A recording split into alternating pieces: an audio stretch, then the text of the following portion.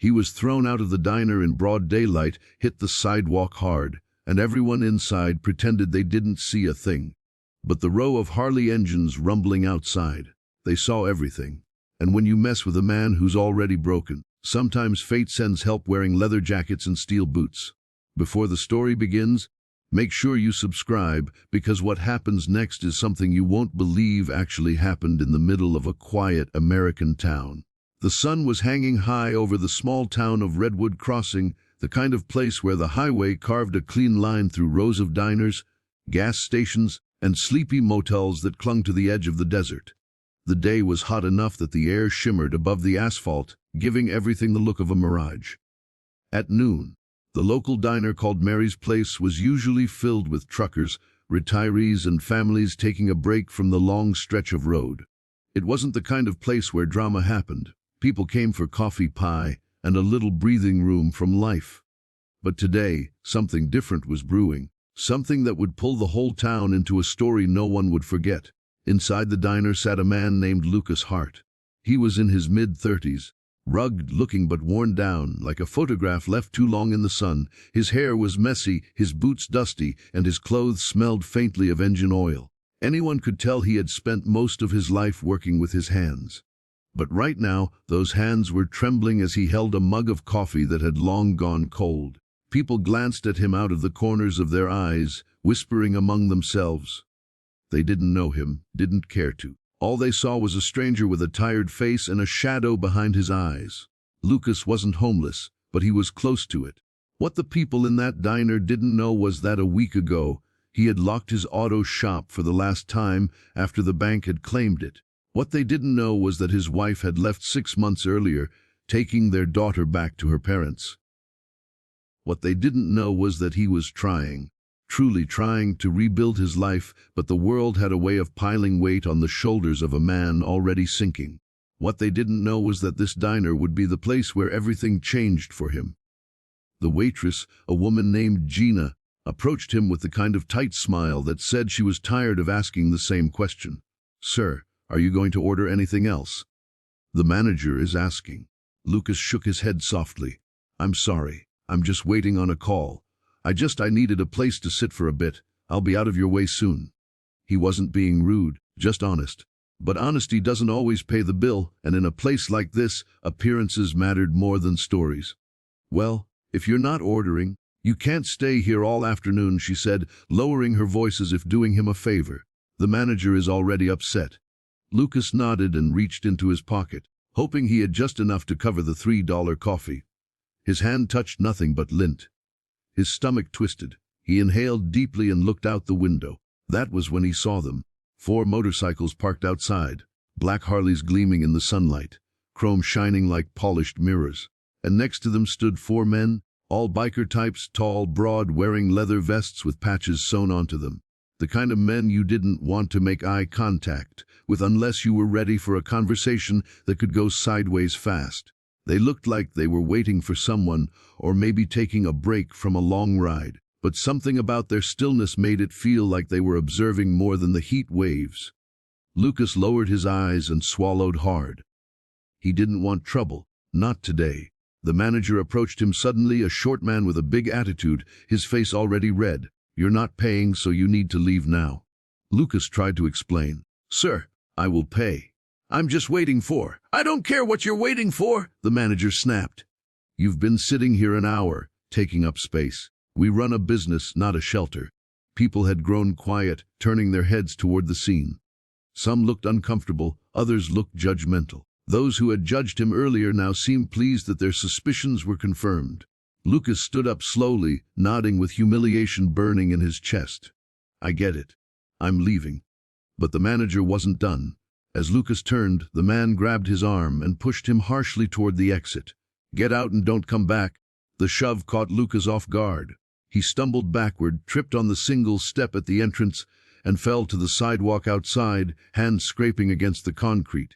The door swung shut behind him as a couple of customers peeked through the window but quickly looked away. No one came to help. No one cared. In that moment, Lucas felt smaller than he ever had in his entire life. But he wasn't alone, because the bikers saw everything. The one leaning against the biggest Harley stepped forward first. He was tall, with a gray beard braided at the end, arms tattooed with symbols that told stories Lucas couldn't understand. His name, stitched on his vest, read Stone. "You all right, brother?" Stone asked, his voice low but steady. Lucas didn't look up at first. He didn't want pity, not from anyone. "I'm fine," he muttered. "I just need to keep going." But Stone exchanged a glance with the other bikers, a look that said something wasn't right. Another biker, younger, with long brown hair tucked behind his ears and a vest reading Vega, stepped forward and crouched next to him. "Looked like he shoved you pretty hard for no reason," Vega said. "You want to tell us what happened in there?" Lucas shook his head. "It's fine. I'm just having a rough day. I didn't mean to bother anyone." Stone gave a serious nod. "Someone bothers you, he bothers us." Lucas blinked in confusion. "Why? You don't even know me." Stone shrugged. "Doesn't matter. We saw what happened." Before Lucas could respond, the diner door opened again. The manager stepped outside, pointing toward the bikers with fake confidence. "Hey, get away from him! He didn't pay for his coffee. Can't let him loiter out here either." The bikers turned slowly to face him. The temperature in the air changed. Vega stood up tall, cracking his knuckles. Stone crossed his arms. The other two, Tank and Rocco, flanked the sides. Tank spoke first, his voice echoing like gravel. "This man bothering you, Lucas?" Lucas shook his head instinctively. "I'm okay, really." But the manager kept talking. "I don't care who you think you are, but I won't let you trouble my business." Stone stepped forward. "We just watched you throw a man onto the ground over a $3 cup of coffee." The manager opened his mouth, but nothing came out. Stone continued. "Kind of strange, don't you think? A grown man pushing someone half his size, especially someone who didn't do anything wrong." The manager stuttered. He was taking up space, he was making customers uneasy. And he looked suspicious." "Suspicious," Vega repeated with disbelief. "For drinking coffee." Tank laughed. "Dang, we must look real suspicious then." The manager swallowed hard. "Listen, I don't want trouble with you people." Stone raised an eyebrow. "You people?" Now the manager was sweating. Lucas stepped in quickly before things escalated. "Please." "It's fine, I don't want any more trouble. It's my fault." Stone shook his head. "Doesn't look like your fault." Then something unexpected happened. A young woman stepped out of the diner holding a small brown wallet. Her voice was shaky. "Sir, is this yours? You left it on the table." Lucas stared at the wallet in shock. He hadn't realized he dropped it. The manager's face drained of color. When Lucas opened it, a small amount of cash sat neatly inside. Enough to pay for the coffee and maybe a simple meal. He looked at the manager. "I wasn't trying to cheat you. I just forgot I had this." The manager tried to recover. "Well, I didn't know that. Still, you can't sit around without ordering. That's our policy." Vega smirked. "But pushing people is also your policy?" Stone didn't say anything but walked toward the diner calmly. The manager stepped backward, fearful. Stone tapped the window sign gently. "Says here your place is known for hospitality. Maybe today you forgot what that meant." Then he turned to Lucas. "Come on, we're riding up the road. There's another town 15 miles from here. Better food, better coffee, better people. You hungry?" Lucas hesitated. "I don't want to burden anyone." Rocco laughed. "If feeding someone is a burden, we'd have crashed a long time ago." They helped Lucas stand. His knees trembled slightly, not from fear but from disbelief that these men, strangers in leather jackets, cared more about him than a whole diner full of people. The bikers guided him to one of the motorcycles. Stone handed him a helmet. "Ever ridden before?" Lucas shook his head. "Not really." Stone grinned. "Then today's your lucky day." They rode out of Redwood Crossing, engines roaring like thunder across the desert highway. Lucas held on tight, feeling the wind hit his face. For the first time in months, he felt alive, like he was part of something instead of standing outside looking in. But fate wasn't done twisting the story. In the next town over, they stopped at a roadside cafe called Sunny Ridge. It was brighter, friendlier, filled with the scent of grilled sandwiches and fresh lemonade.